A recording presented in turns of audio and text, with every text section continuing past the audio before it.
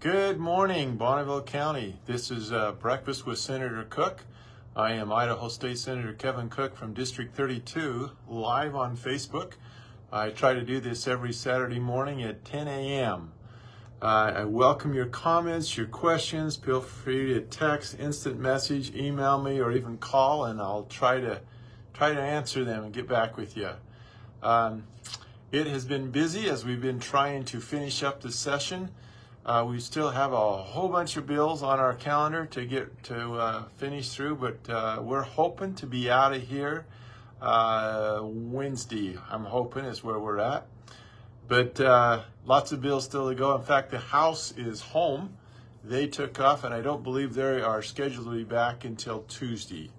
The Senate, we will be back on the floor, I believe, at 9 a.m. Monday morning and working through trying to get all of our stuff off of our calendar and over to the House so that they can get theirs done and get it over to the governor.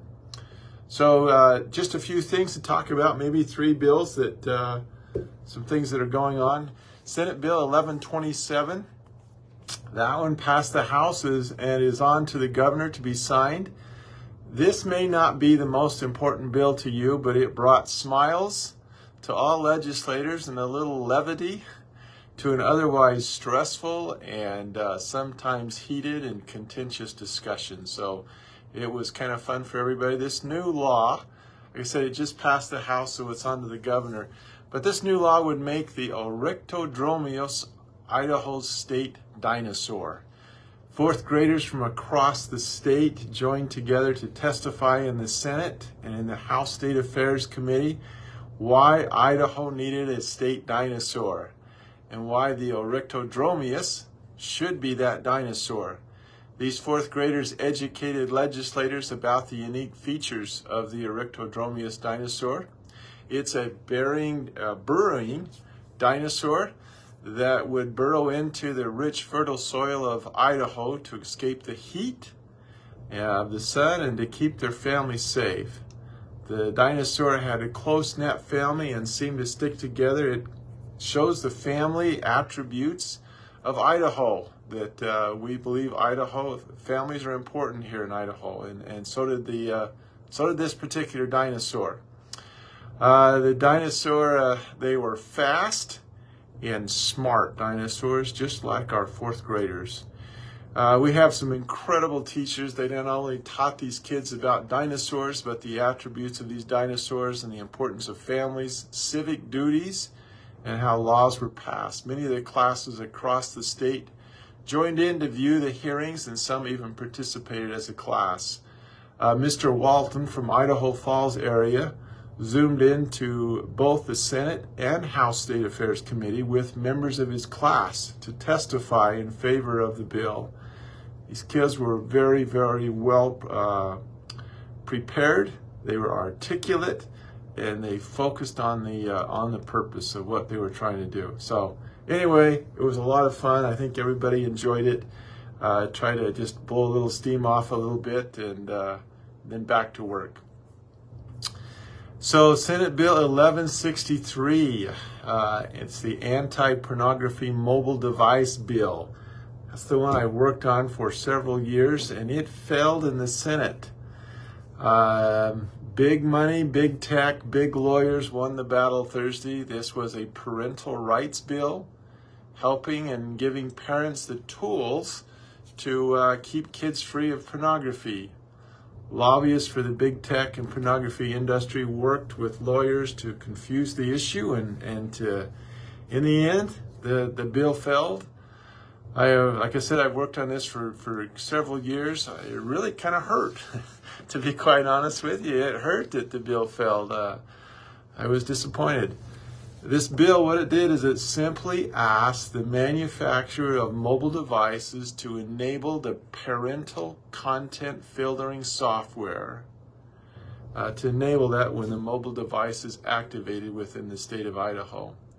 You gotta remember, this parental filtering is already on your phones. It's on every smart mobile device phone out there, or mobile device. It's on there. And so we just said, just enable it. That's all we want you to do. It didn't require the manufacturer to make any changes to the filter, parental filtering software. They didn't have to make any changes to that. Like I said, the software was already there, just turn it on. The bill was created, this is kind of interesting, the bill was created based on the suggestion of the United States Supreme Court. And their responses in the case, and you can look this up if you want, it's the Ashcroft versus ACLU 542. In that case, the courts stated, and I quote, "Blocking and filtering software is less restrictive and more effective as a means of restricting children access to materials harmful to them," end of quote. And so this was in line with the Free Speech Amendment. It was a good bill. Supreme Court, I'm positive it would have passed. Supreme Court, we were following what the Supreme Court said. So, but some felt the government should not get involved and that we should let the market take care of itself. And to a certain point, I agree with that. But when it starts getting down to our children, and we are marketing children like alcohol and Playboy magazines and tobacco, government steps in and says, no, you cannot target after our children. Our children are minors.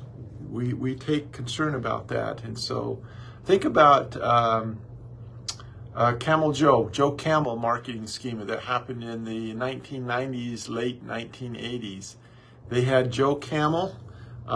He had a black leather jacket on, a cigarette in his mouth, and always had great looking women and fast cars. Anyway, on this publicity scheme, Joe Camel, he was on t-shirts, hats, billboard signs. He even had a Saturday morning comic strip on TV that kids would watch.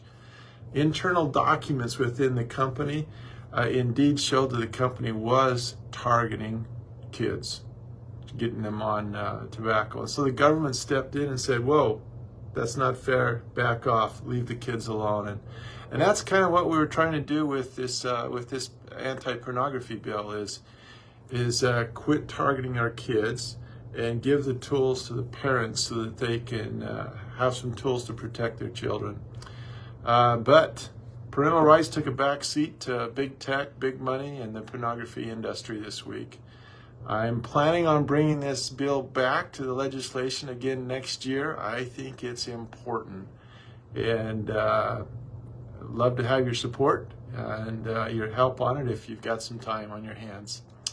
All right, next bill that we went through on the Senate floor was House Bill 24 and Senate Bill 1167.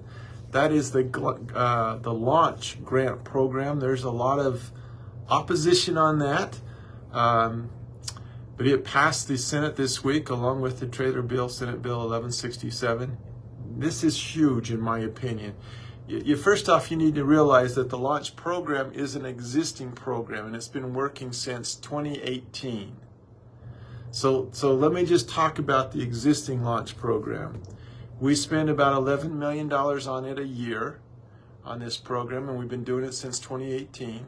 3,700 people have passed through this program. The average person starting in the launch program, as it is today, okay, their average wage is about $22,000 per year.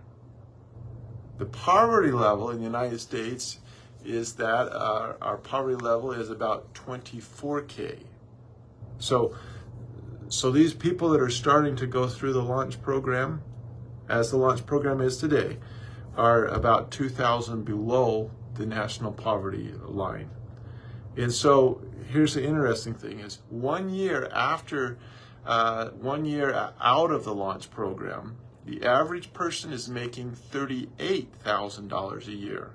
So what we've done is we've turned this person or family from being a social taker to a social giver, to a tax-paying, contributing person of the economy. So the launch program as it stands right now is awesome.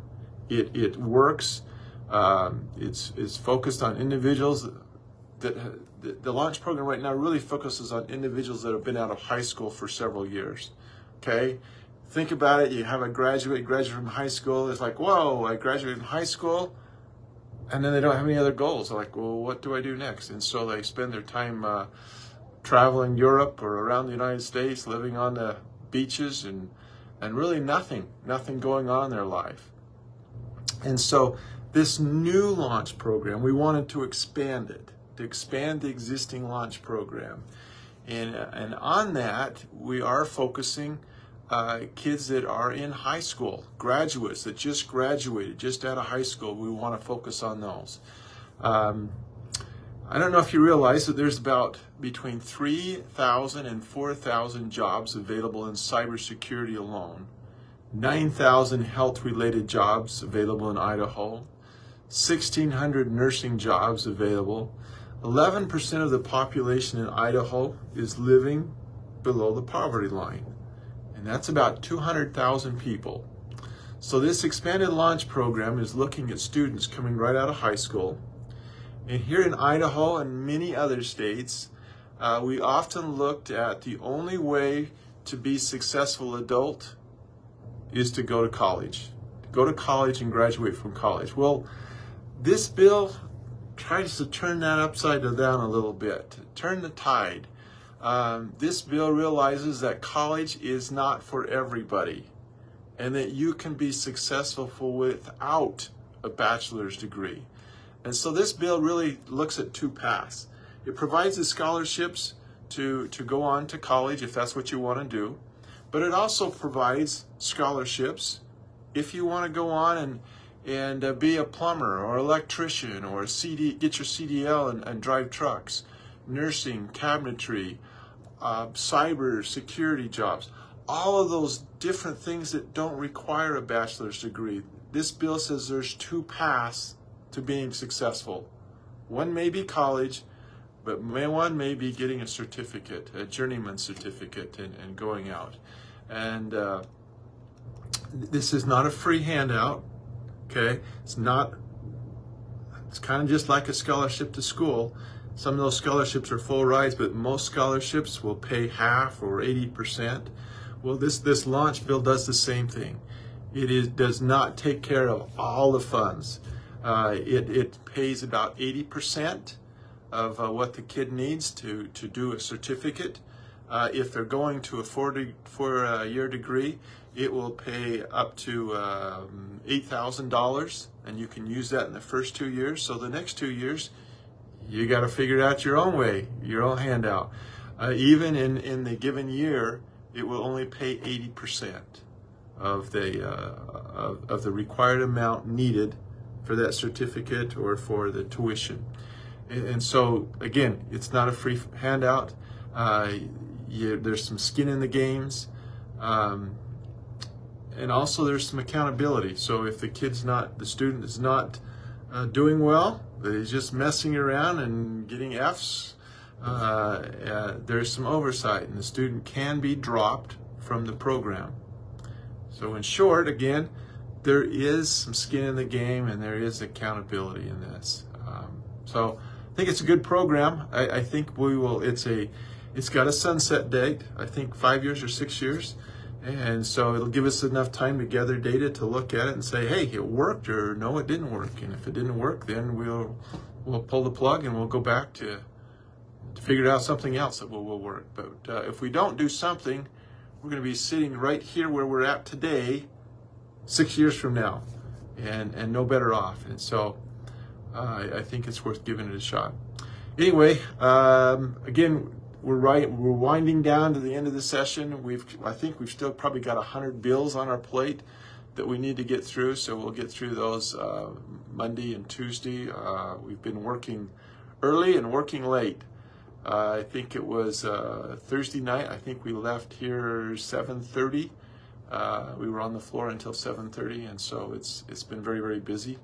But it is coming to an end, which I'm excited. It's been a long 3 months and a lot of hours. Anyway, thank you, and have a great weekend. And if you have any questions or concerns or issues, let me know.